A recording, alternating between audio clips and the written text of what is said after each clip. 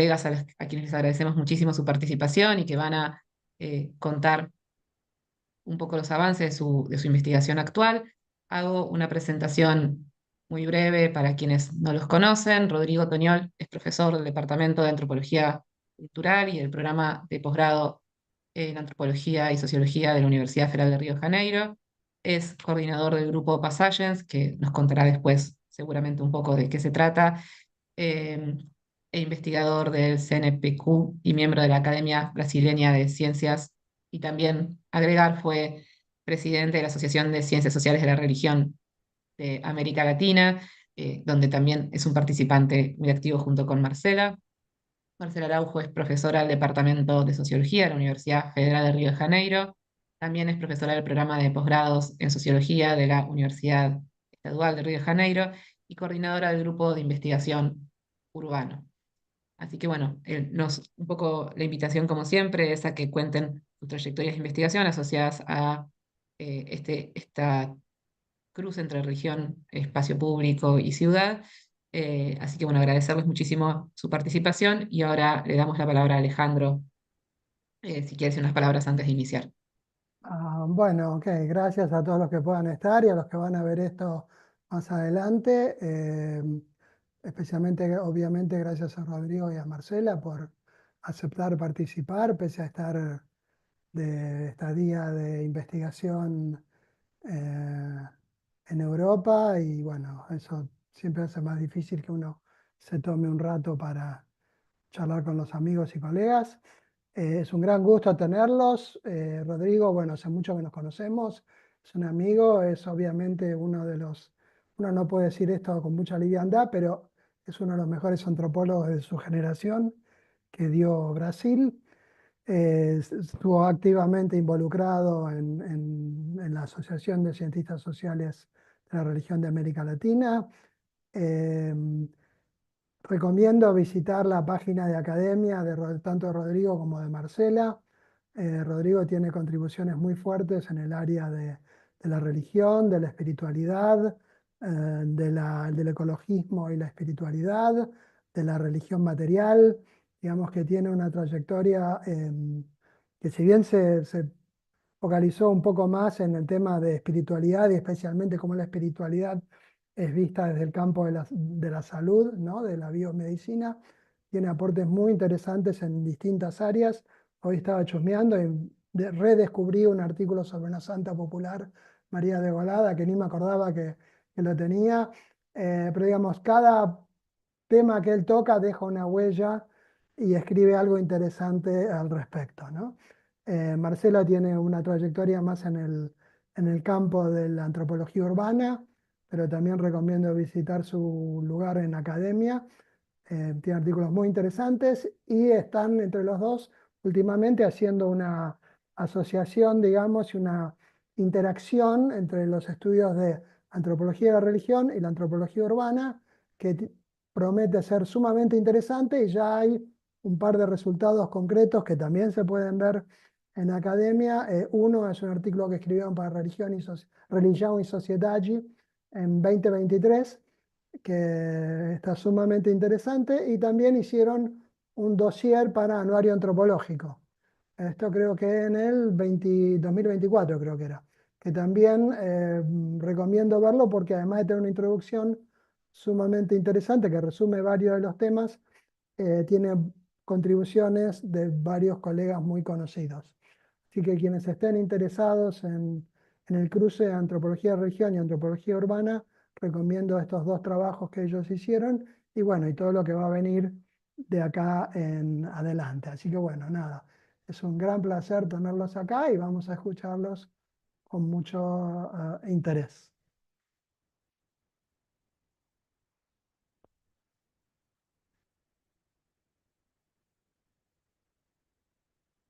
Estamos viendo bien.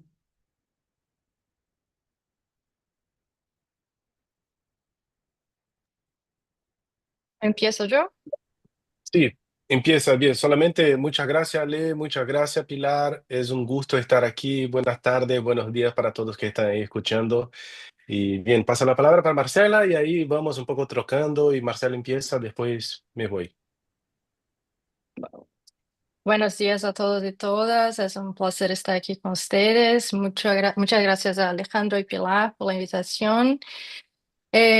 Yo soy como una intrusa aquí porque soy de la sociología urbana. No tengo mucho que ver con religión, pero lo que pasa es que en mi investigación actual describo una reforma urbana que se pasó en Río de Janeiro durante los años 30 y 40. Y en este caso, el Ayuntamiento de Río de Janeiro demolió 4 iglesias coloniales para abrir espacio y construir la Avenida Presidente Vargas en el centro de la ciudad. Y así, por un acaso, en verdad, mi investigación se ha cruzado con la investigación de Rodrigo sobre iglesias demolidas en Brasil. Hoy les hablaremos sobre metodología de investigación. En mi caso, como se trata de una investigación histórica, trabajo con miles de documentos, imágenes en general y fotografías en particular relacionadas a la ingeniería y la arquitectura. Pienso que las imágenes y las fotografías de obras y otros tipos de imágenes de ingeniería, imágenes de ingeniería pueden ser artefactos materiales interesantes para los cientistas sociales de la religión. Y para convencerlos de esto, o para provocarlos un rato, empiezo presentando los tipos distintos de imágenes con que trabajo, en esta investigación sobre la reforma urbana durante los años 40. Busqué en mis carpetas formas diversas de presentación de la religión por la ingeniería y la arquitectura. No tengo pretensiones de agotar los tipos de imágenes, pero sí en provocarlos a pensar con las imágenes de la ingeniería. En este primer caso, para empezar, tenemos maquetas y croquis. Podéis ver aquí el dibujo que Oscar Niemeyer, el gran arquitecto modernista brasileño, hizo de la Catedral de Brasilia, y abajo la maqueta de la futura iglesia. Y al lado tenemos el dibujo de la estatua del Cristo Redentor, hizo en 1922. Este es el segundo anteproyecto del monumento que resultó en la maqueta de yeso que venimos al lado, sobre la cual el ingeniero dijo el simbolismo sustituye al realismo. El Cristo y la cruz, el cuerpo del Hijo de Dios y su suplicio redentor se funden en esta maqueta de yeso. Adelante tenemos otras imágenes como dibujos técnicos. Para construir iglesias y estatuas religiosas hay que dibujarlas, proyectarlas y calcularlas. Tenemos aquí los modelos de cálculo matemático de la Catedral de Brasilia, y tenemos al lado el modelo de cálculo, el dibujo técnico del Cristo Redentor. Como dijo un escritor e historiador al tiempo acerca del Cristo, este era un colosal monumento de ciencia, arte y religión en Brasil, hecho de cemento. Adelante tenemos las propagandas. Recientemente escribí un artículo sobre propagandas de cemento, es un tema con que tengo trabajado. La llegada de la tecnología del hormigón armado en los años 20 en Brasil y su posterior consolidación como una tecnología constructiva hegemónica en Brasil aún hoy ha cambiado todo.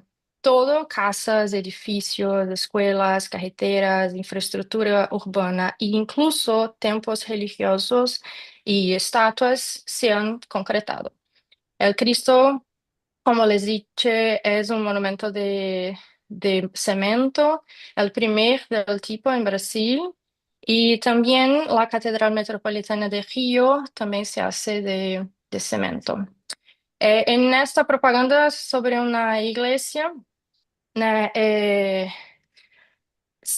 esta propaganda de una gran empresa cementera brasileña de los años 30 dice el siguiente: que el cemento sirve para la composición de un ambiente austero, impresionante, que nos invita a quietud y a la recogida.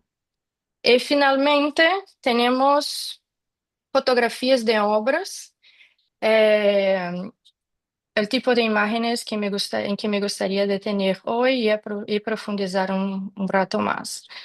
En estas dos imágenes que venimos aquí, vemos el Cristo aún como una obra y después ya como un monumento. En el día, las dos fotografías fueron sacadas el 10 de octubre de 1931, el día de la inauguración del monumento.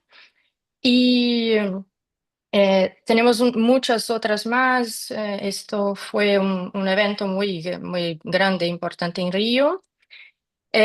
Al lado de Cristo tenemos fotografías de la Catedral de Brasilia en construcción, en este caso como una estructura vacía, como una cáscara de huevo, y en la segunda dentro del sitio de obras. Y finalmente yo escogí estas dos imágenes de una mezquita y la otra de la Basílica Nacional de Sacré-Cœur en Francia. Las dos fotos son ejemplares de templos religiosos construidos con cemento por una empresa belga detentora en los años 30 y 40 de una patente tecnológica de construcción civil muy importante. Se llama Estacas Frank. Con estas imágenes quiero provocarlos, claro, a pensar que los ingenieros también hacen religión a su modo, o dicho de otro modo, los ingenieros hacen materialidades religiosas.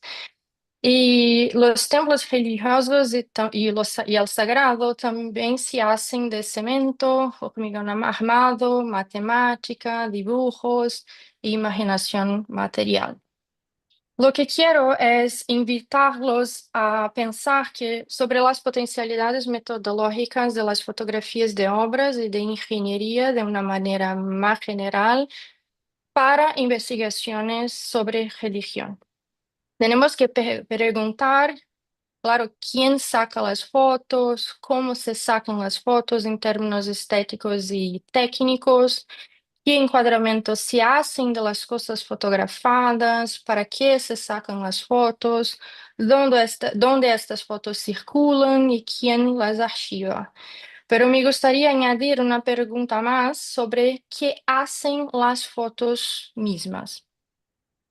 En la investigación con fotografías, nuestro camino empieza al archivo, a las instituciones que en algún momento seleccionaron, identificaron, catalogaron y archivaron las fotografías.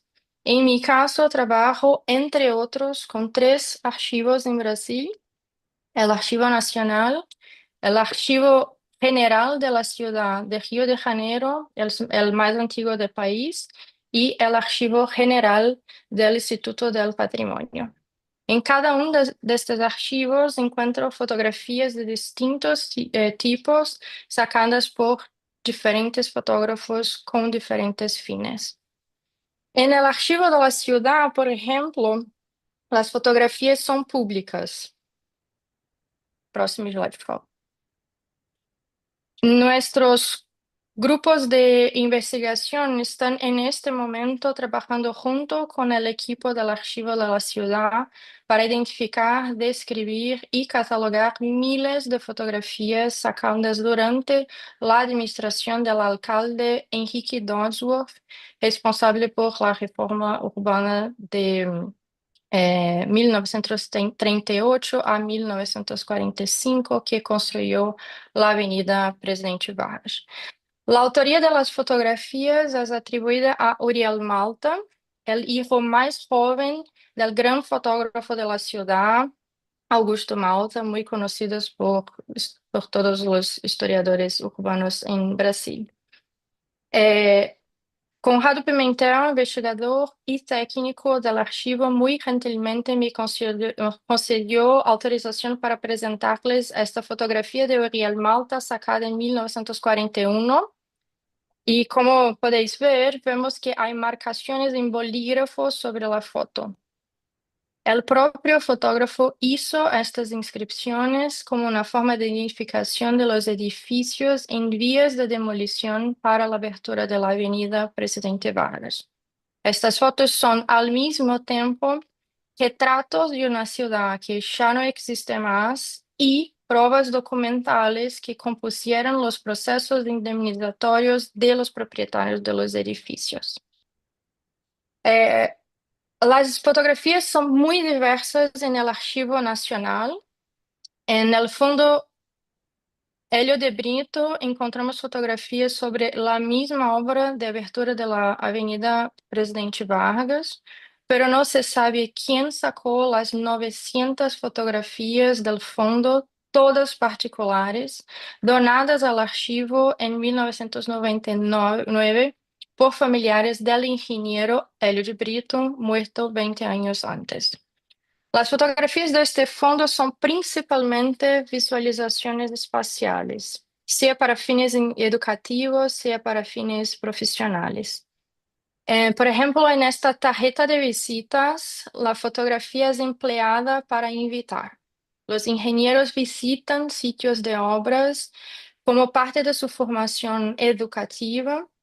Y Hélio de Brito era el director de obras del ayuntamiento y recibía otros ingenieros, estudiantes y políticos como invitados en sus sitios de obras. Aquí, en este caso, vemos una fotografía y su reverso con notas manuscritas por el ingeniero y códigos y algunos códigos archivísticos. La fotografía muestra la construcción del eje de la avenida Presidente Vargas. Y en esta tercera fotografía vemos que el eje está alineado con la cruz de la iglesia de Nuestra Señora de Candelaria. Rodrigo y yo escribimos sobre la operación geométrica y cultural de alineamiento entre la recta de la avenida moderna y la cruz de la iglesia colonial. Para el ingeniero Hélio de Brito, esta era una cuestión de volumetría, para nosotros un proyecto cultural y político. En todo caso, las fotografías hacen ver el espacio. Y el tercer archivo sobre el cual me gustaría hablarles hoy es el archivo del Instituto del Patrimonio. Desde su creación en 1937, las fotografías son parte integrante del Instituto del Patrimonio.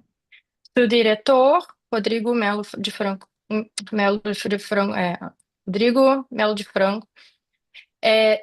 valoraba las fotografías como retratos fiables de los bienes culturales y contrató centenas de fotógrafos para trabajar junto a los técnicos y arquitectos del patrimonio. Desde el principio, en los años 30, los inventarios de los bienes culturales tenían fotografías. En verdad, las fotografías sacadas durante el trabajo de campo de los técnicos eran fundamentales para el proceso de patrimonialización. Yo no sé cómo traducirlo bien, pero como el proceso de transformar a un bien cultural en patrimonio cultural nacional. En algunos casos, las fotografías han reemplazado las miradas en campo. Aún más, se utilizaban y aún utilizan las fotografías como modelos para restauro y conservación de los bienes culturales y también, claro, como objetos de investigación sobre religión, cultura y patrimonio en Brasil. Lo que nos impactó muchísimo fue descubrir fotografías de demolición en el archivo del Instituto de Patrimonio.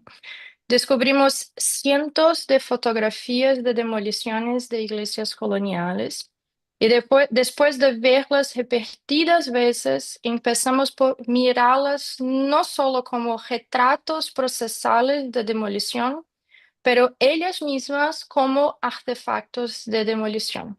No me malinterpreten. Lo que quiero decir es que al lado de los arquitectos del patrimonio, los fotógrafos miraban la demolición con el propósito no de destruir, pero de controlar el proceso. Con sus cámaras, ellos miraban las iglesias y las descomponían en otras cosas, fragmentos que aún no existían y que serían producidos con las herramientas de la demolición, con las picaretas. Y ahora, antes de pasar la palabra a Rodrigo, les pregunto, para continuar esta charla, ¿qué hacen las fotografías de ingeniería que tienen como tema la religión? Bien, aquí empiezo yo a partir de este punto y yo voy un poco a poco a partir del cuadro que armó Marcela. El primer punto que me parece importante decir es que archivos son fuentes muy ricas para pensar. Esto nosotros ya sabemos por miles de caminos, pero es importante concebir, imaginar y comprender que los archivos son formas de producción de los regímenes de existencia de lo religioso en nuestros estados, en nuestras ciudades, en nuestras naciones. Emerson Giumbelli y Bonnie McGee analizaron procesos judiciales contra religiones mediúnicas, por ejemplo, en Brasil, investigando los archivos nacionales. Lo que estoy intentando hacer en conjunto con Marcela, a partir o inspirado por su propuesta metodológica, es ver cómo los archivos brasileños lidan con las materialidades religiosas. Esto fue un poco mi punto de partida. ¿Cómo se dan las materialidades religiosas en los archivos nacionales? Hay muchas materialidades religiosas en los archivos y yo descubrí eso e encontré cada vez más que me metía en uno u otro. Y mi punto de partida tiene que ver con mi investigación en este momento, que es sobre procesos de demoliciones de iglesias católicas en Brasil. Este tema que me pareció un poco raro cuando a partir del diálogo con Marcela, que me dije, bien, fíjate, en la avenida que estoy mirando yo, demolieron 4 iglesias. Quizá en otra parte de Brasil también esto se tenga ponido. Y ahí empecé y ya descubrí casi 200 iglesias en Brasil que muchas veces por cuenta de reformas urbanas se fueron demolidas. Y para descubrir y como mergulhar en esto y explorar, hay que seguir a los archivos. Esto me permite ver cómo los archivos producen religión, pero también ver cómo históricamente, cómo las ciudades producen religión y cómo la religión produce ciudad también. Este tema de las demoliciones de las iglesias me ocurrió y empecé a hablar con algunos compañeros y siempre, inevitablemente, algunos se recuerda de una historia de una iglesia en su ciudad que también fue demolida. Hay un caso emblemático en América Latina, quizá junto con las iglesias de Brasil, de Río, sea lo más emblemático, que es de San Nicolás Bari, de Bari, que fue demolida para construir la avenida 9 de Julio y estaba propiamente donde está el obelisco en este momento. Mi pregunta un poco es, ¿qué se hace con las cosas de las iglesias demolidas? ¿Para dónde van los santos? ¿Para dónde van los móviles? ¿Para dónde van las ventanas, las portadas, todo esto? Porque quizás mirando para dónde van estas cosas, vamos a descubrir los circuitos distintos para que la materialidad religiosa pasa a circular. Esto, claro, me lleva a los mercados de segunda mano de las cosas religiosas, a los altares populares como de René también, que la persona tiene ahí, sus santitos que salieron de iglesias. Y todo esto tiene que ver con investigar a partir de los archivos. Quiero decir una otra cosa antes de pasar. Esto me parece fundamental también para que nosotros tengamos una idea de la iglesia no como un objeto y una cosa encerrada, que se cierra la puerta y que nada se pasa. Porque si tú sigues un santo que está en una iglesia, la historia de este santo va a demostrar que este santo circuló por otras 4 iglesias antes de parar ahí en este altar.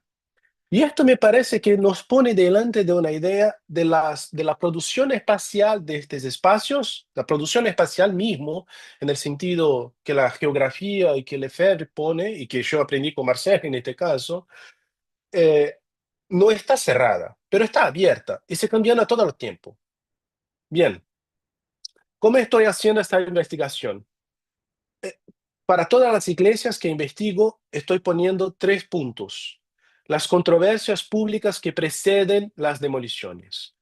¿Cómo reaccionan los religiosos, la comunidad, la jefatura, el Estado, el agente estatal, el pueblo de patrimonio, todo esto, toda la controversia? Ahí estamos leyendo miles y miles de páginas de jornales y periódicos antiguos. Otro punto muy importante aquí, y tengo que decir que la propuesta tiene todo que ver con el trabajo anterior de Marcela, es la sociología urbana, que es mirar las obras. Marcela tiene esta propuesta de una sociología de las obras, porque en este caso las obras es aquel momento en que las cosas aún no son lo que van a ser, pero tampoco ya son lo que eran. Así que es un poco un interín, un promedio. Así que estoy mirando las obras, porque en el caso de las obras, y ahí está mi contribución en este, la demolición de una escuela, la demolición de un chafariz, la demolición de un predio cualquier, no es lo mismo que demolir una iglesia. Porque si tú das una marreta en la mano de un obrero y dice, bien, derruba esta pared, derruba esta ventana, las crónicas son increíbles, porque la persona se recusa. Y ahí muchas cosas acontecen. Es un acto de transgresión. Así que después de mirar las controversias públicas, yo miro para este momento de las obras, de la obra de demolición en mismo. Y después, en un tercer momento, la pregunta, ¿para dónde van las cosas? Y ahí lo que intento hacer es seguir las cosas. Así que cada obra, en cada momento, en cada archivo, me permite reflexionar sobre cómo las cosas, la materialidad, el Estado, el patrimonio, la arte, el religioso se interponen. Así que cada caso es un caso, pero al mismo tiempo se va viendo repeticiones infinitas. Dos fotografías me parece genial. Es una cúpula de una iglesia que fue demolida antes con los, no sé cómo se llama eso, con los andaimes, ¿no? Para los obreros subieran, escalaren. Y después ya como desnuda, ¿no? La iglesia desnuda. Claro que cuando se mira otra vez, ¿para dónde fueran? Bien, yo voy a mostrar aquí un vídeo que una de nuestras estudiantes, que se llama Ana Beatriz, Ana Beatriz Plácido hice, que tiene que ver con el material que reunimos. Marcela, ¿tú puedes proyectar el vídeo? Porque no estoy, no estoy aquí. Así que un momento proyecta el vídeo que resume un poco esto.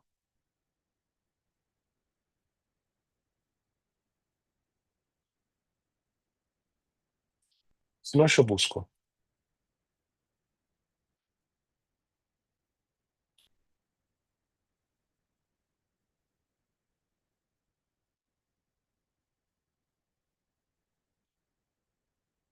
Ya está. Ahí muestro.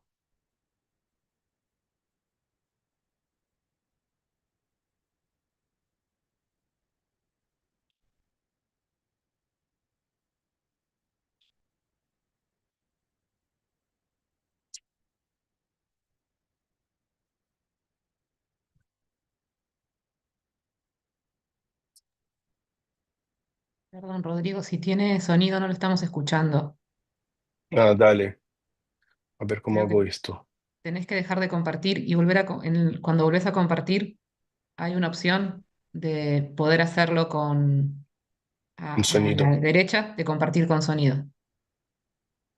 Vale. Bien.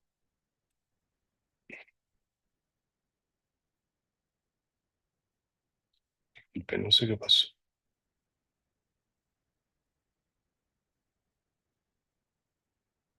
Aquí.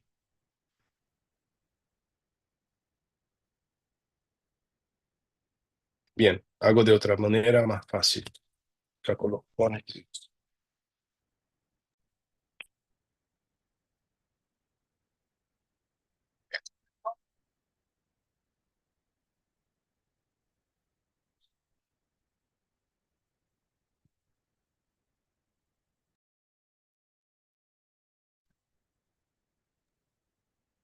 Bueno, Ahora bien.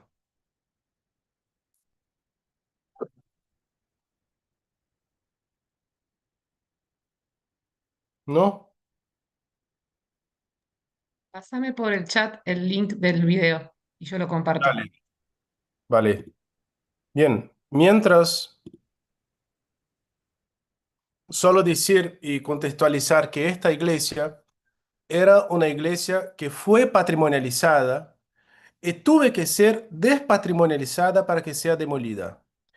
Y es un caso muy interesante. Eso fue sobre él que Marcelo y yo escribimos el artículo que está publicado en Religión y Sociedad, los cuales les invito a ver. Y ahí está, Pilar. Gracias. No sé qué pasó, la verdad.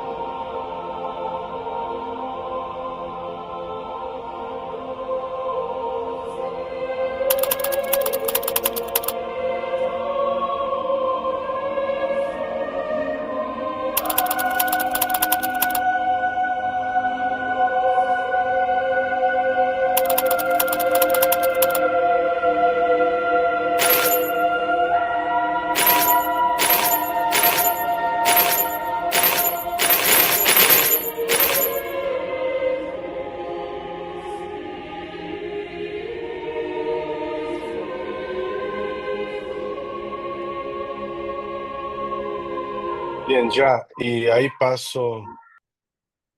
Gracias. Salió un poco, después envío el vídeo para que se vea mejor. Y aquí ya cerrando, lo que hicimos fue seguir estas cosas. Y lo que el vídeo muestra es un poco todo el proceso de investigación a través de la investigación de los archivos. Y lo que encontramos fueron 6 circuitos de circulación y de valoración de estas cosas de la iglesia demolida. Parte de las cosas fueron para otras iglesias. Y hay que ver a dónde entraron en las otras iglesias, qué lugar tienen y qué fuerza llevan también las devociones de una iglesia reemplazada a otra. En un otro punto muy importante también en las ciudades latinoamericanas, que son los cementerios de la iglesia. Cuando se demole una iglesia, hay que platicar también de los cuerpos que estaban ahí en la iglesia, enterrados.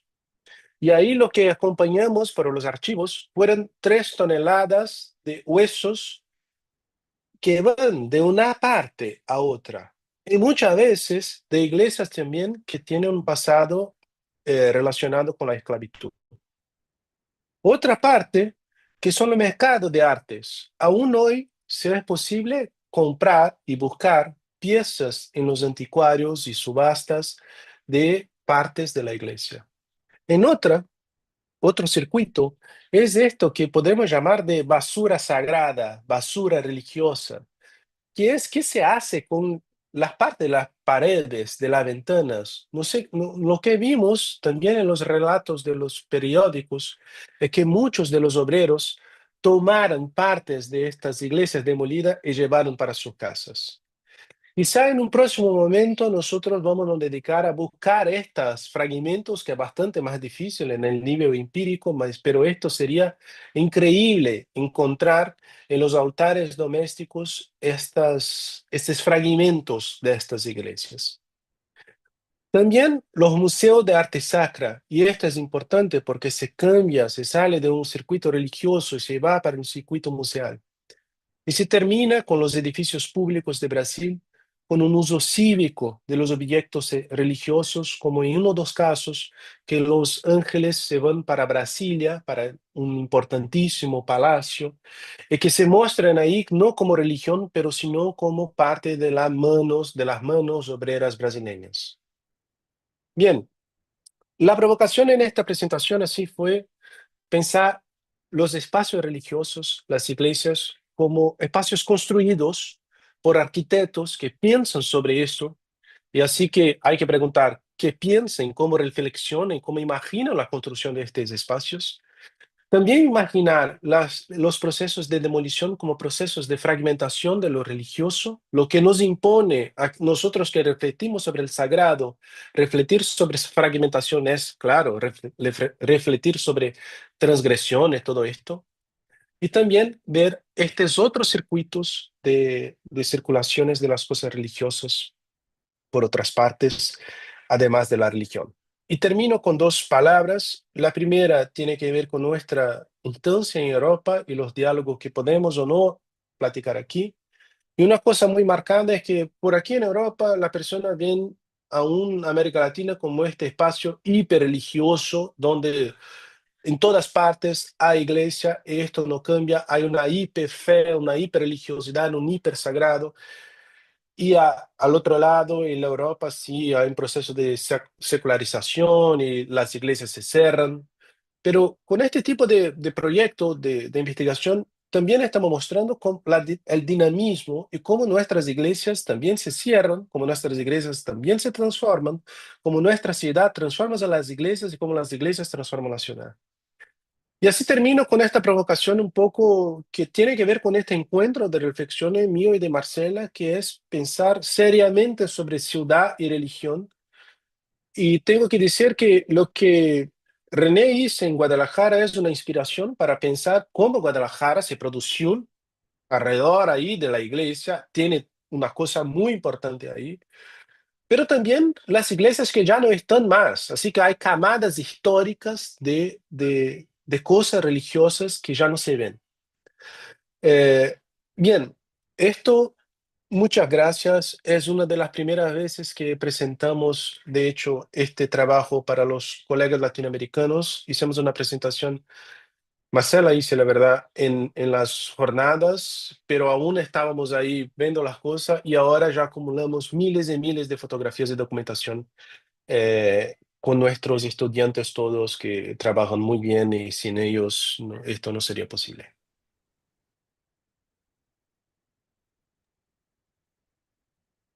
Muchísimas gracias, Rodrigo y Marcela. Yo había escuchado parte de su presentación en las jornadas y me había parecido más que interesante el cruce, porque aparte, un poco también por eso creamos estos seminarios, la pregunta por religión y ciudad muchas veces lo pensamos más desde las experiencias y a veces lo pensamos de las materialidades en términos de los objetos religiosos más pequeños, pero pensar la ciudad con la monumentalidad de lo religioso, no solamente en el sentido que ya lo han pensado René o Emerson, sino también de esta materialidad concreta de la gestión del espacio nos parecía más que interesante. Así que bueno, le doy paso a Alejandro, después seguramente René también quiere hacer algún comentario y después abrimos también a preguntas. Bueno, yo quiero felicitarlo, fue excelente la presentación, es excelente y sumamente provocativo e incentivador todo lo que plantean. Felicitarlos a ambos por el español, porque no es ningún portuñol. Me gustó que Marcela tiene un acento un poquito más español y Rodrigo tiene un acento un poco bastante más local, argento, con el yo y todo eso. Pero buenísimo, la verdad que se entendió perfecto todo lo que dijeron y de vuelta, no era ningún portuñol. Me encanta esta forma de pensar que obviamente tiene mucho que ver Marcela de la ciudad de una forma bien ciudad, ¿no? Bien material, bien secular, de una forma mucho más cruda, si se quiere, de lo que habitualmente lo hacemos desde la antropología y viniendo desde la religión. Quiero dar la bienvenida a René, ¿no? Que nos está acompañando acá en el Zoom, René de la Torre desde México. Agradecerle su presencia en estas horas hiper tempranas para México, porque bueno, cuando empezaron con buenos días, buenas tardes, yo me acordaba de las canciones de Umbanda, que es buen día para quien es de buen día, buena tarde para quien es de buena tarde, ¿no? Buen día para quien es de buen día, boa tarde para quien es de boa tarde, ¿no? O sea, que en realidad tiene que ver, es una paráfrasis, pero bueno. Em, ¿Qué decir? Es sumamente interesante. La verdad que hay tantas, em, consideran tantas variables, ¿no? El antes, el antes, el durante, el después, la basura, ¿no? La basura religiosa. Es como, wow, me voló la cabeza, ¿no? Tiene que ver con esto de eh, algo que realmente no pensamos, ¿no? ¿Dónde queda todo eso que se demolió? Yo lo único que digo, preguntaría o plantearía una, o quizás una variable que no consideraron, que creo que tampoco es tan importante en realidad, pero que sería como la memoria actual, ¿no? Si queda algo de la memoria social de lo que fue, ¿no? Es también sumamente interesante el caso que planteas vos, Rodrigo, de la iglesia de San Nicolás, que estaba donde ahora está el obelisco. Por otro lado, me encantó el video, me dolió, y eso que no soy muy católico, pero me dolió, digamos, escuchar, ¿no? Ciudad allí maravillosa y ver cómo destrozaban toda la iglesia. Es hasta como cruel, pero muy acertado.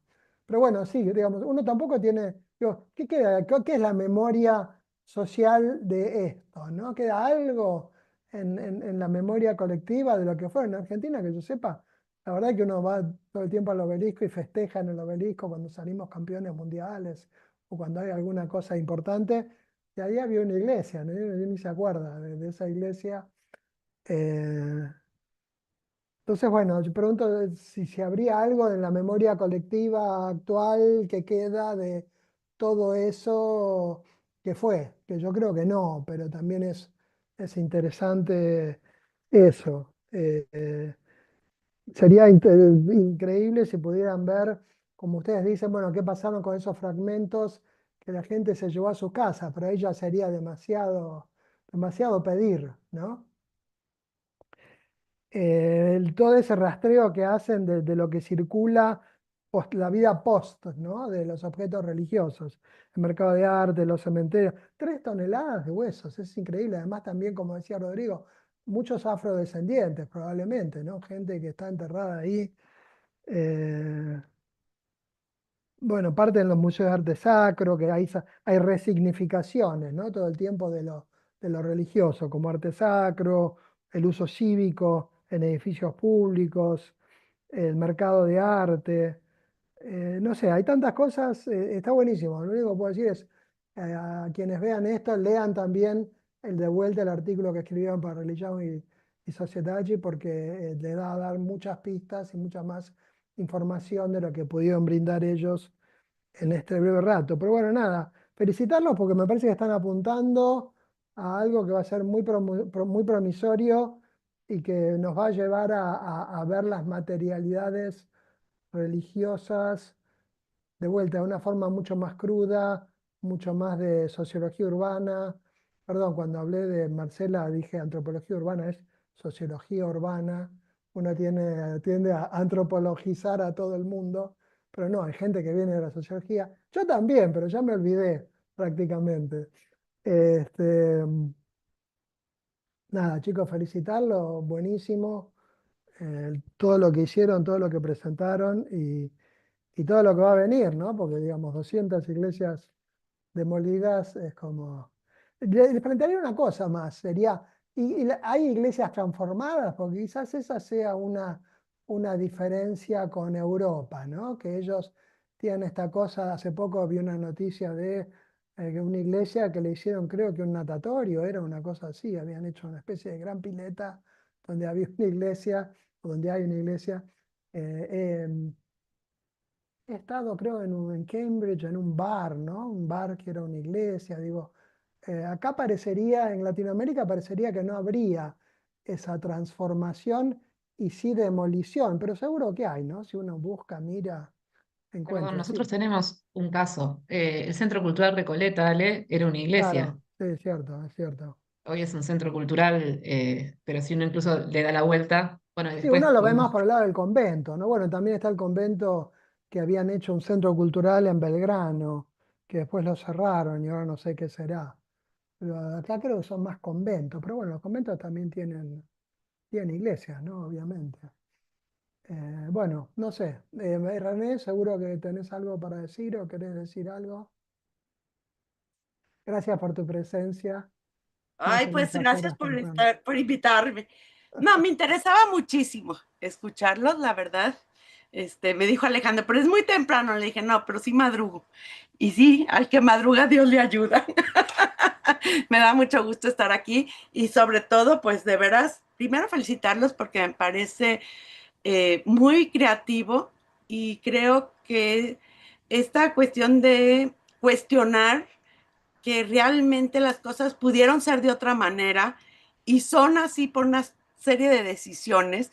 Y en un trabajo que me tocó presentar, que tiene que ver y se los voy a compartir, porque es exactamente cómo circulan las piezas de museo y cómo también cambian de regímenes de valor las piezas de museo.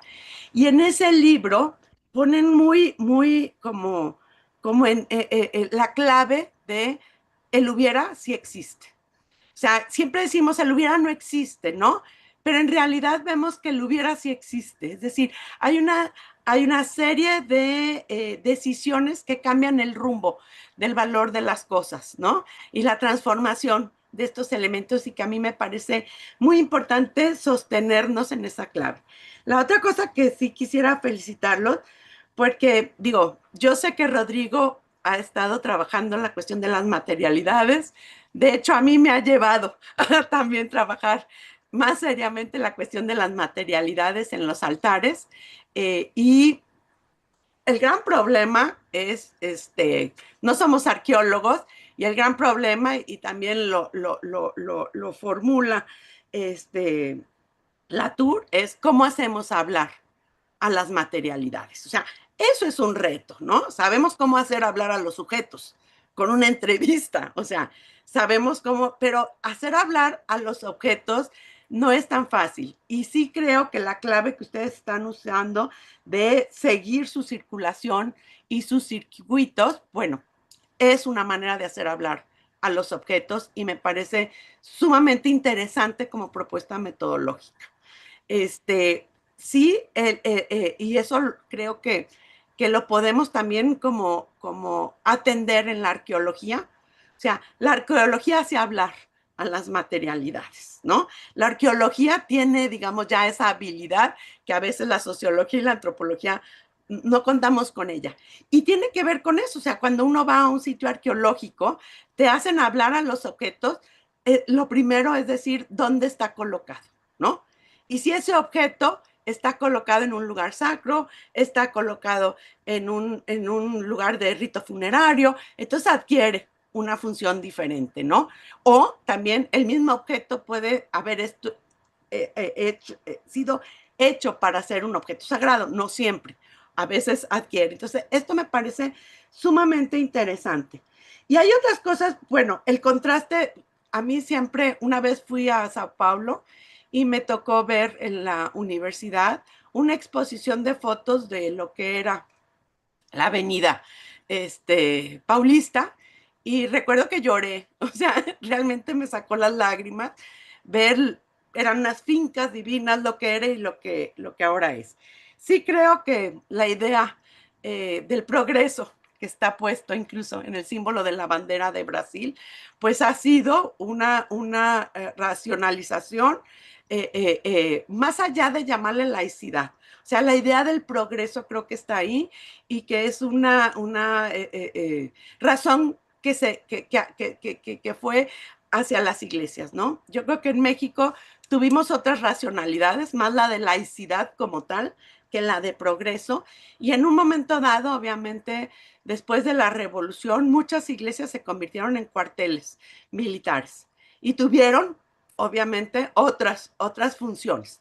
Y pues sí, muchos lugares que hoy vemos como museos, después de ser cuarteles, ahora son museos nacionales, ¿no? Creo que esto es bien interesante. Pero después del conflicto religioso en México, que fue un conflicto muy sangriento, la cristiada o la guerra de cristera, creo que el propio Estado tuvo mucho cuidado. Y yo misma en un artículo digo, en Guadalajara, o sea, la misma experiencia de ampliar una avenida que es la Avenida Federalismo, en donde quitaron todas las casas. En medio de la avenida dejaron un templo. Y un templo que tampoco tiene un valor patrimonial y no se atrevieron a tumbarlo, ¿no? Y es una calle chueca, exactamente, porque no se atrevieron a destruir los templos. Entonces, tenemos también esa otra historia del hubiera no existe. Pero sí me gustaría saber algo, o sea, ¿cómo se entiende? Porque también pensamos en patrimonio y parece que si fuera algo homogéneo. ¿Cuáles son las leyes de patrimonio en Brasil que creo que no son iguales a las de México? ¿Cuál es el régimen de propiedad de un templo en Brasil? Porque en México, después de la cristiada, no era, la iglesia no podía poseer templos. Todos los templos o eran propiedad de la nación y se las habían expropiado, ¿sí? Y entonces el patrimonio pasaba a ser propiedad de la nación o era propiedad de prestanombres particulares.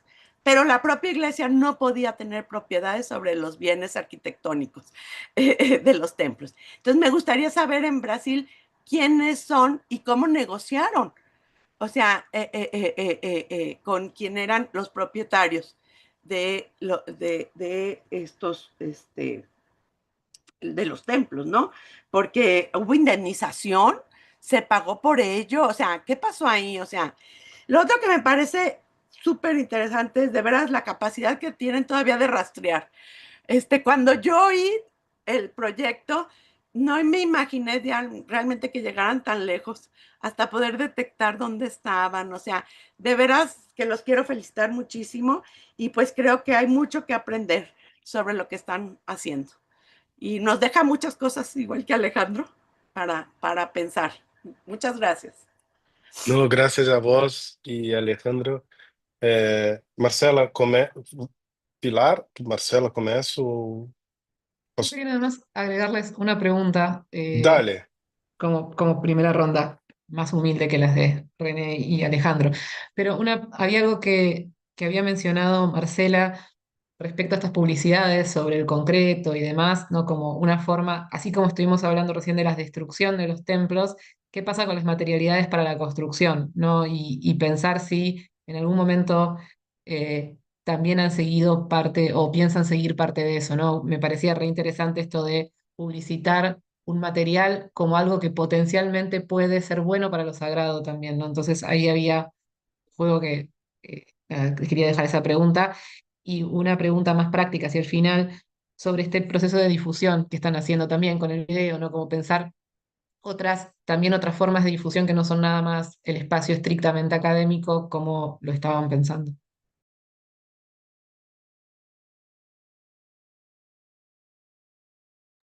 Ahora sí, cuando quieran. Vale. Começo eu? Vamos começar. Tá.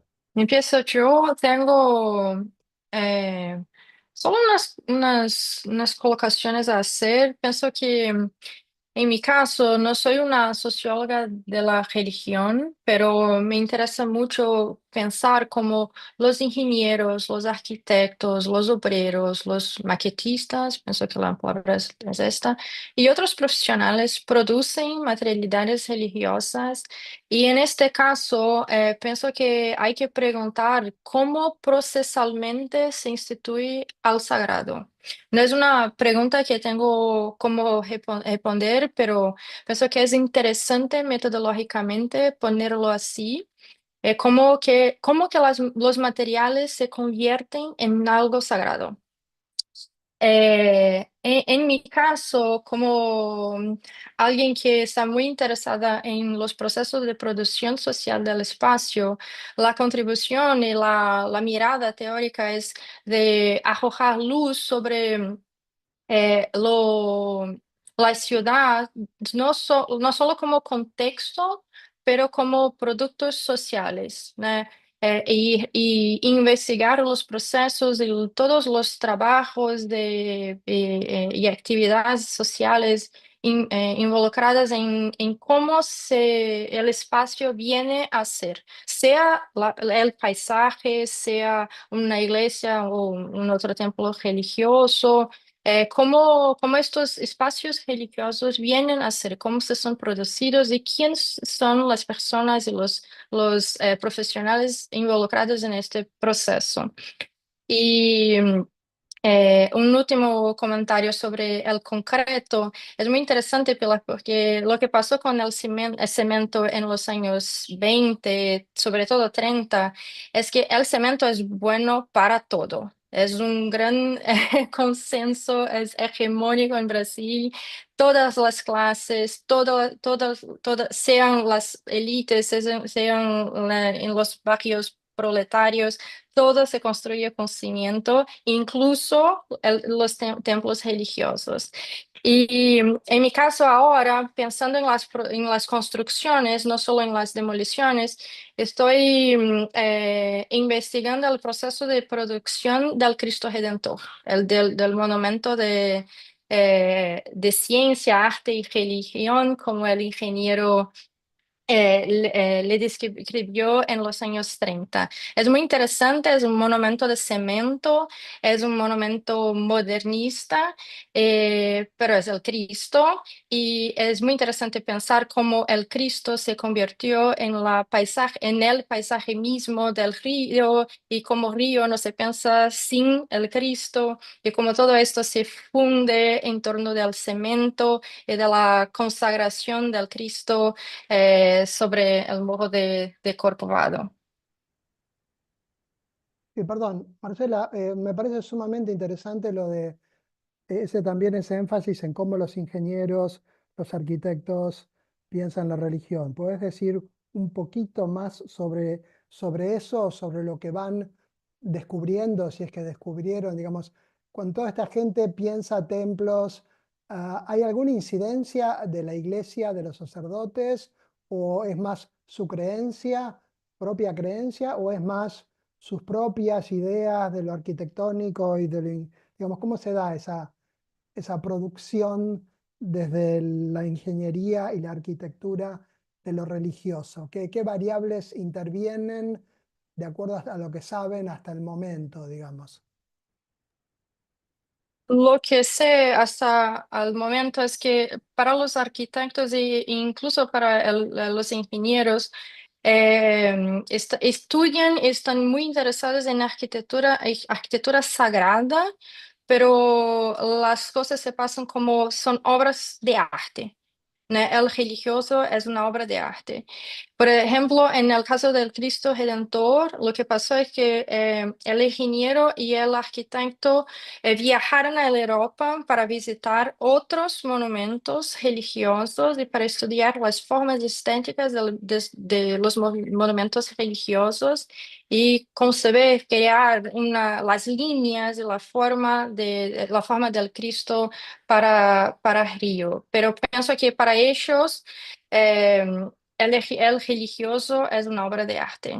La obra del religioso se cambia en la obra de lo artístico, eh, y como piensan cómo hacer, cómo producir ambientes que podrían como evocar el sagrado, pero hasta el momento es todo lo que puedo decir.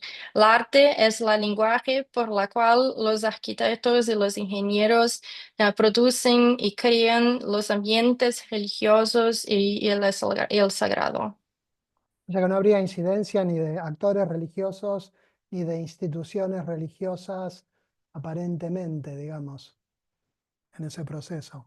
No, en el caso del Cristo es muy interesante porque el monumento fue un proyecto de la Iglesia Católica para la celebración de nuestro 100 años de independencia, pero el arquitecto y el ingeniero tuvieron autonomía para dibujar lo que quieran y así hicieron. Solo era una cuestión de simbolismo, de estética, de arte, y hasta ahora lo que pude leer sobre el proceso de creación del Cristo, la iglesia no tuvo un papel más que como contratante del monumento. Gracias. Sí, alguna cosa en este. Bien, muchísimas gracias. El arquitecto que hizo el Cristo fue Paul Landowski, que es el mismo arquitecto que hizo los paineles de los reformadores que están en Ginebra.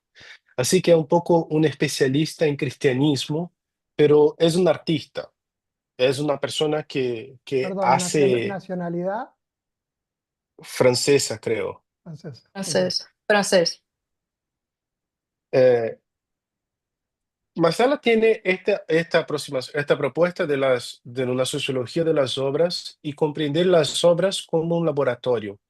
Y en este caso, las iglesias son laboratorios por excelencia de producción de sensaciones, porque se puede producir luz, oscuridad, felicidad, contrición. Así que es un espacio privilegiado también en este mundo de los ingenieros y arquitectos para, para, para experimentar cosas, para experimentar soluciones que pasan por tecnología, pero también que pasan por maneras de imaginar. Y esto también me parece, esta pesquisa, esta investigación, la verdad es que está me trayendo muy fuerte con el diálogo con la sociología urbana, esta idea de imaginación. Y esto tiene que ver con Río de Janeiro, porque Río es una ciudad sobre la cual se imaginó muchas posibilidades.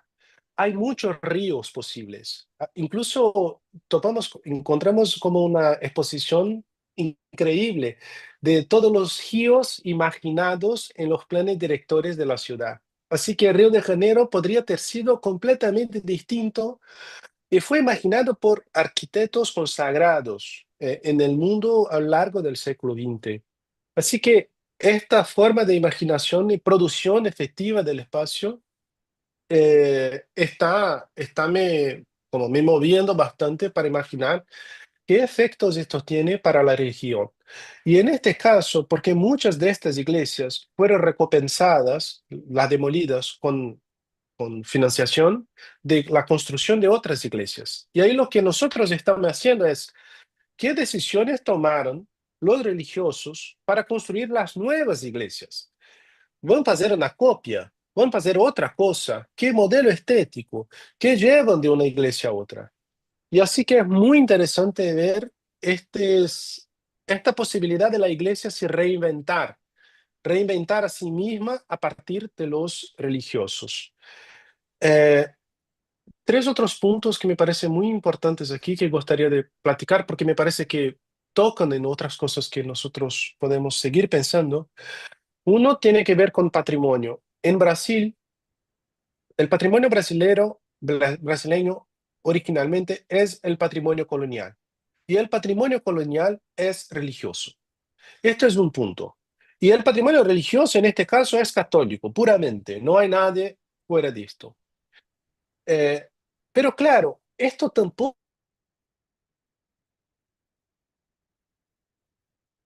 sobre casos de religiosos y curas que, que recusan el proceso de patrimonialización de sus iglesias y dicen, no, no queremos esto. No queremos esto porque esto va a hacer muy complicada nuestra vida, la administración de este espacio que nosotros gustaríamos de renovar, de modernizar, de cambiar. Y si se convierte en patrimonio, no, no, esto no se pasa. Así que el título del artículo es una cosa como la recusa del patrimonio por parte de lo religioso, lo que también ilumina otros aspectos que me parecen interesantes aquí de platicar. Dos otras cosas, sobre la basura. Bien, vamos a publicar ahora en Debates de UNER un dossier que tiene que ver con la traducción de esta idea de lixo sagrado.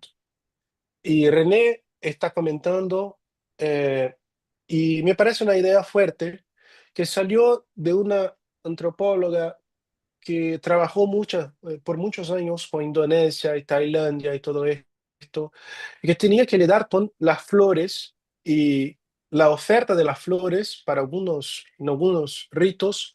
Y la pregunta es, ¿qué se hace con las flores?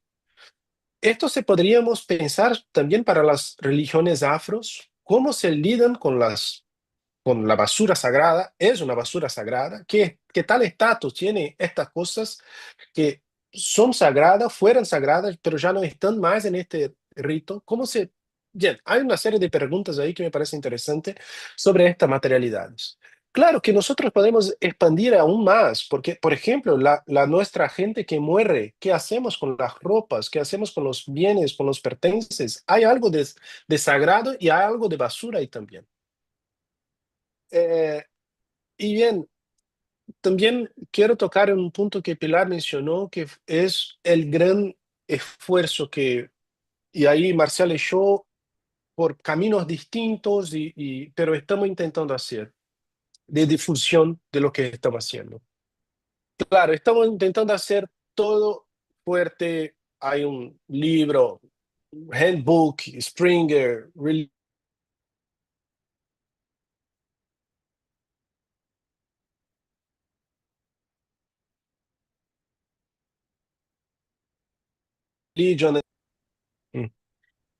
Aquí ya está. Bien, hay todo un esfuerzo, claro, muy, muy grueso, como un handbook de Religion and Cities in the World. René va a estar, Pilar va a estar, Alejandra va a estar, con casi 40 ciudades del mundo todo.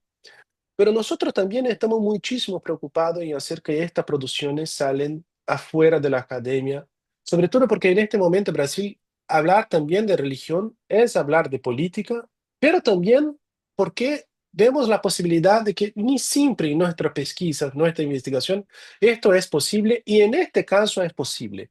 Es visualmente agradable. Nosotros tenemos miles de fotografías, así que hicimos ese video, hicimos un podcast que salió también muy bien, porque claro, hay interés también de la ciudad de platicar un poco sobre esto, y estamos pensando en otras cosas.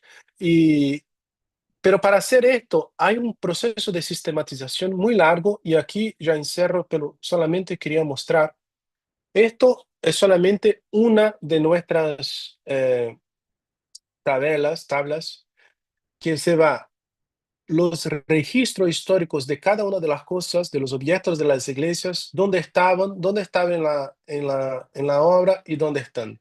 Por ejemplo, esta portada que ahora está aquí, por ejemplo, los crucifixos, la pía batismal, e incluso encontramos algunas cosas, por ejemplo, aquí, esta es la sala, este candelabro, la sala de una persona. Así que estamos buscando y encontrando estas cosas todas en muchas partes. Pero claro, un volumen de datos monumental y que personalmente en algún momento me parece que lo más adecuado va a ser como disponibilizar en una plataforma y que la persona consulten, y vean, y trabajen, y hagan sus propias cosas con esto, porque honestamente es mucha cosa, muchos datos que yo no voy a poder trabajar solo, así que como una forma también, no solamente de compartir los resultados, pero también los datos para que la persona pueda movilizar y usar. Y es un desafío cómo hacer esto, pero estamos pensando. Y bien, muchas gracias. Muchas gracias, Rodrigo. No sé si hay algún comentario o pregunta más. Acá en YouTube la gente saludaba, pero no había preguntas puntuales. Así que no sé, Ale, si vos querés decir algo más. No, yo había hecho lo de la memoria colectiva de estos lugares y estos objetos, pero obviamente lo que ustedes están haciendo es una forma, ¿no?, de mantener y de ayudar a mantener, a crear esa memoria colectiva, porque digamos, eh, es volver a traer al presente, ¿no?, todas esas fotos de esas iglesias que estaban, esas transformaciones, y de vuelta, ¿no? Creo que dicen la post-vida o algo así, o la vida de los objetos, ¿no? Eso es sumamente interesante, porque es darle toda esta profundidad, estas capas, ¿no?, de historicidad y esta profundidad histórica que uno no advierte, ¿no? O sea, vas a la nueva iglesia y está la estatua de San Pedro, pero no todo el mundo, a lo mejor hay un cartelito que dice, pero también estaría bueno, si hay cartelito o no hay cartelito, poner cartelitos de esto estaba en la antigua iglesia, ¿no? Eso está bueno, es una forma de ayudar a crear eh, esta conciencia, ¿no? De esta circulación y de lo que había y de la profundidad histórica de todos estos objetos. Y ahí estaría bueno ver si ustedes, por ejemplo, dicen, acá debería haber un cartelito que diga esto estaba en, qué es lo que dice, ¿no? El párroco actual de la iglesia, porque como vos decís, a lo mejor los tipos no quieren esa patrimonialización y a lo mejor los tipos tampoco les interesa mucho que alguien venga a decirles acá usted debería tener algo que indique que... No, estaría bueno ver esa interacción. Y acá sería la interacción de, bueno, sería ya el sociólogo, el antropólogo, eh, con sus propias ideas de lo religioso, meyendo, ¿no? Con la realidad religiosa y con los actores religiosos. Y si tenemos derecho a o no, y si tenemos voz o no en todo esto. Entonces está Y bueno, acá porque son como distintas perturbaciones, transgresiones. Ya que usted está hablando de transgresiones de lo religioso, etcétera. Ah, nada, eso es sumamente rico, chicos. La verdad que todo lo que están haciendo es maravilloso y los felicito además por el equipo, porque no son solamente ustedes dos, sino bueno, poder lograr un equipo que trabaje. Bueno, los brasileños son bastante buenos en general, ¿no? Porque tienen esta cosa de colectividad y tienen recursos además y tienen universidades en las cuales hay alumnos y gente interesada y proyectos de maestría y, digamos, hay toda una serie de cosas que en este momento, bueno, se pueden hacer en algunos lugares y no en otros. quería hacer acá una pregunta que dejó Fabiana Martínez en YouTube, que dice, bueno, muchas gracias, riquísima la exposición. Y quería hacer ya dos preguntas. Una que es un poco en línea con lo que había propuesto René.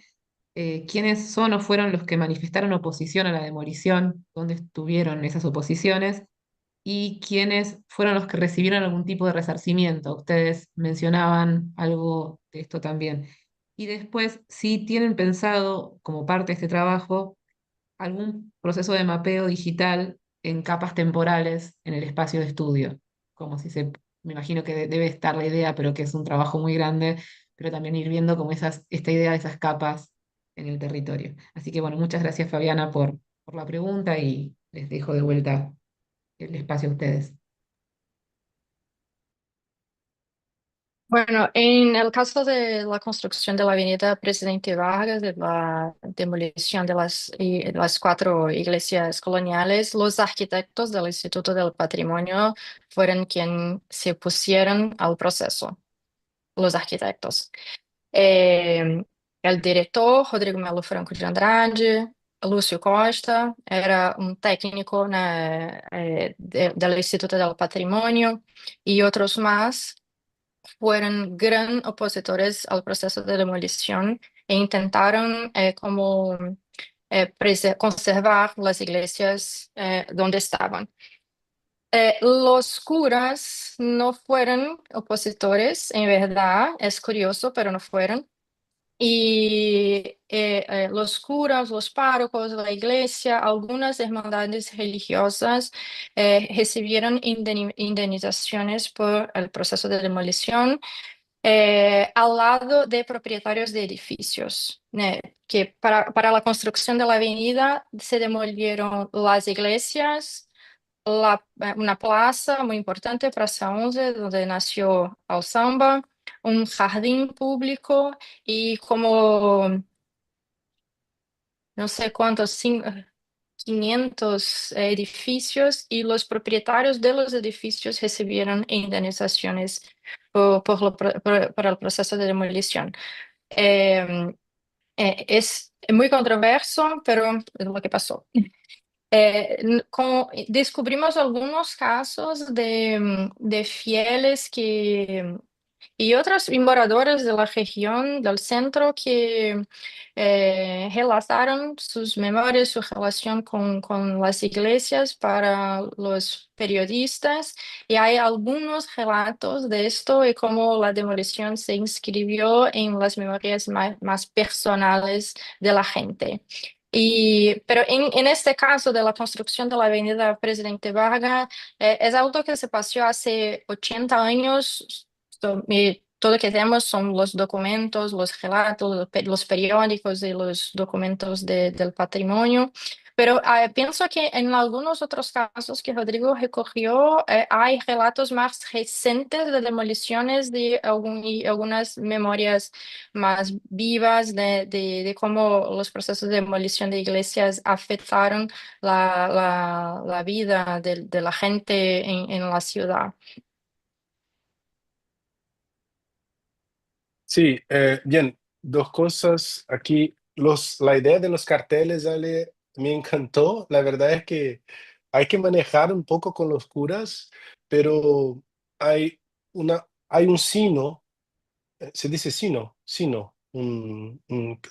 la campana, hay una campana que es la campana que tocó cuando la abolición de la esclavitud pasó en Brasil y que estaba en una de estas iglesias que fue demolida y que en este momento nosotros encontramos, y porque solamente nosotros sabíamos que posiblemente esta campana estaba ahí, está en una garaje a detrás de una iglesia reconstruida en otro barrio, en el barrio de La Tijuca. Así que sobre esta campana nosotros nos pusimos muy locos. La verdad queríamos como hacer una exposición y poner la campana para badalar otra vez de todo esto.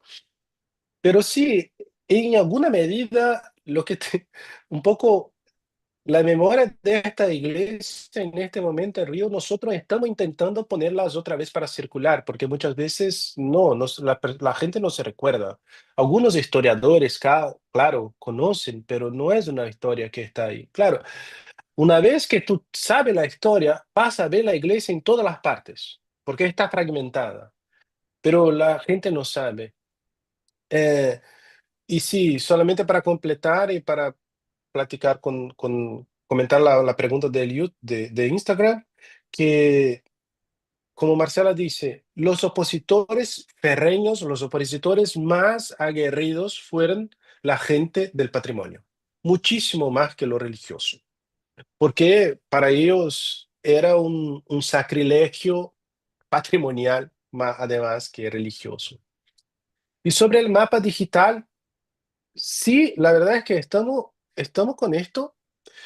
Es complejo porque hay una tecnología por detrás, pero de hecho ya estamos platicando con una persona que podría hacer esto, pero eso es una otra cosa que sí, el mejor sería hacer una cosa comparativa con más gente, con más estudios y todo más, pero sí, estamos, la verdad es que sí, estamos.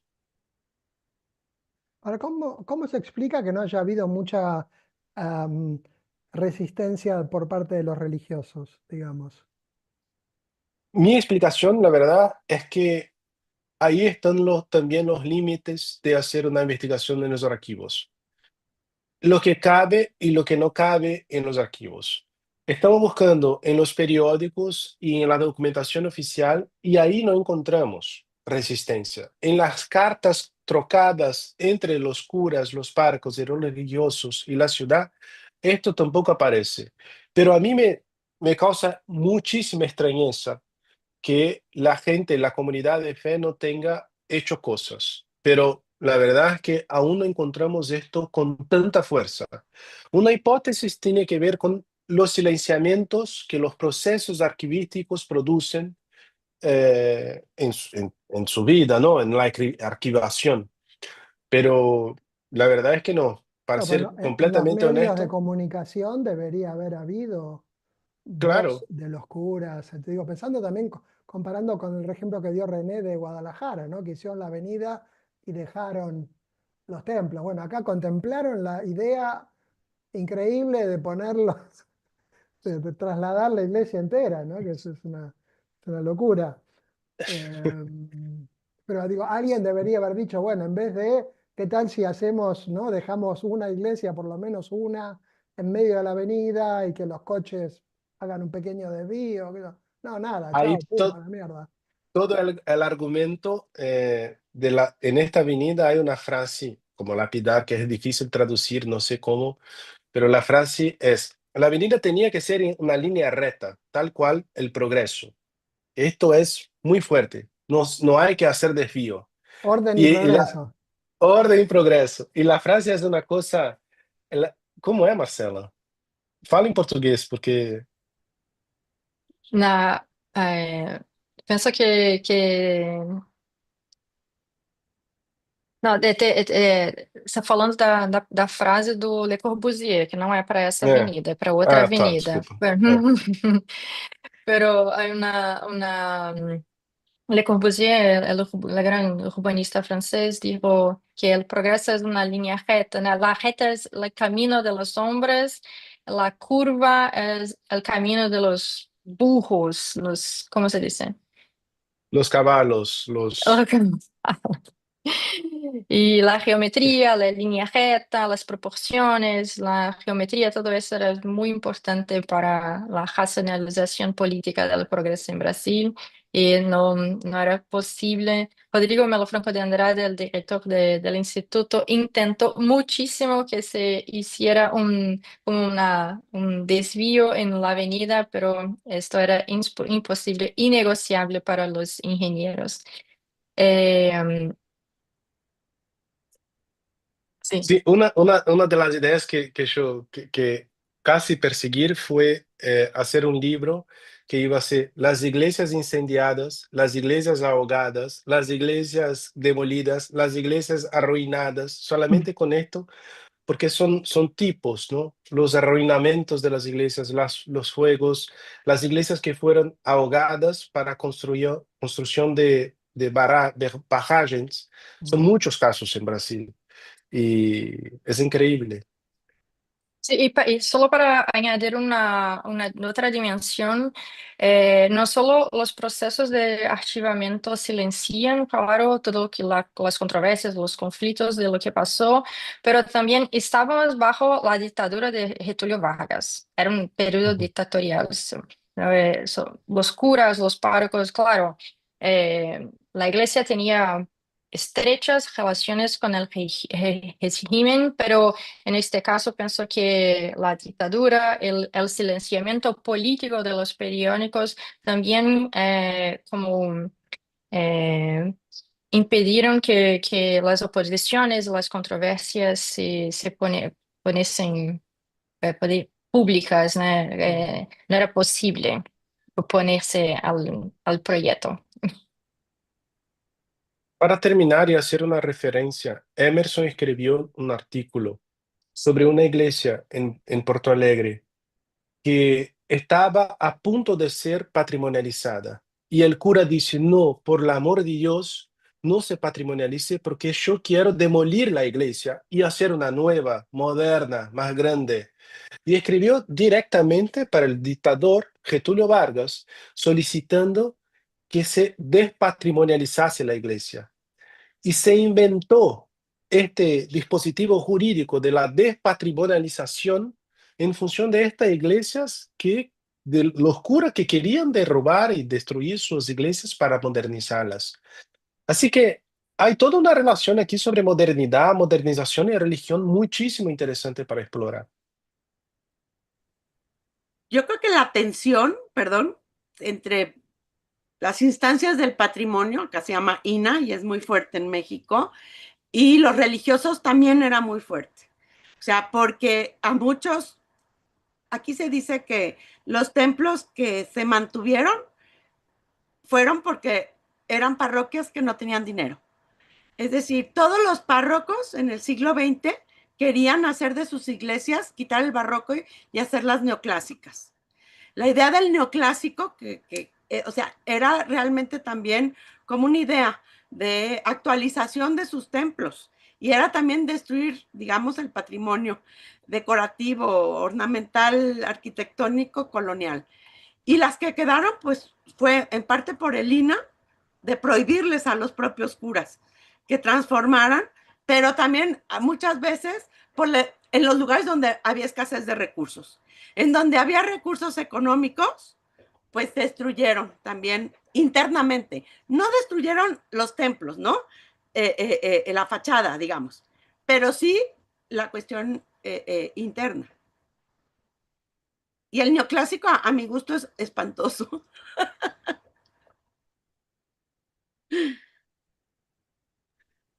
Bueno, Qué bien esto, René, sí. hay que sacar el libro comparativo entre, por lo menos, Brasil, México y Argentina. Hay que avanzar en Wow. eso. Oye, pero sería una tarea titánica. Solo Rodrigo puede hacerla, Alejandro. ¿Para qué lo tenemos a Rodrigo? A Marcela, Y dupla, ahora Marcela y Rodrigo. Marcela y Rodrigo. Vamos, chicos. Y su equipo. Sí. Está bien. Si va a hacer el libro este de 40 ciudades, ¿por qué no puede hacer un libro con 3 países? Sí, 3 países. Países. Y 200 templos en cada país. Escucha. Bueno, Que Rodrigo, bom, quedaste gente. Muito encargado. obrigado. Próximo proyecto. Bueno, muchísimas gracias a todos quienes nos están viendo la transmisión. Con esto damos por cerrada la transmisión. Si quieren, los expositores quédense un cachitín más. Y René. Pero bueno, agradecemos a quienes participaron por YouTube. Va a quedar subido el video para que se pueda volver a ver, para que se siga difundiendo. Y queden atentos, atentas a próximas sesiones del seminario, probablemente ya después de las vacaciones de invierno, pero vamos a seguir comunicándonos por nuestros canales habituales. Así que bueno, muchas gracias. Y con esto cerramos.